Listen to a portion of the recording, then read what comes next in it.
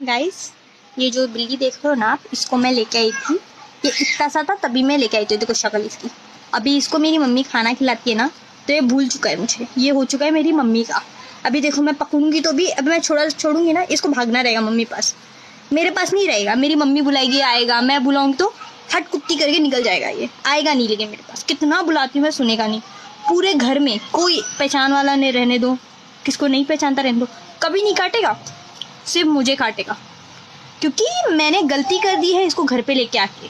इसको नहीं लाना चाहिए था। ऐसे कुछ बोलना भी नहीं चाहिए कि इसको फेंक दो, वरना घूरते रहता है बैठ के। कुछ काम का नहीं है। पता है, मैंने इसको बोला था कि अपन ना वो बिल्ली जो डांस करते हैं ना, वैसा वाला वीडियो बना के डालेंगे, अपन भी वायरल होंगे। लेकिन इसका क्या है, ये मैं डांस कराती हूँ ना, ये क्या करता है पता है क्या, ऐसे ऊपर मुंह करके ना मेरे को देखने लग जाता है। थोड़ा सा देखो, हाथ भी अभी मेरा पकड़ के रखा है उसने।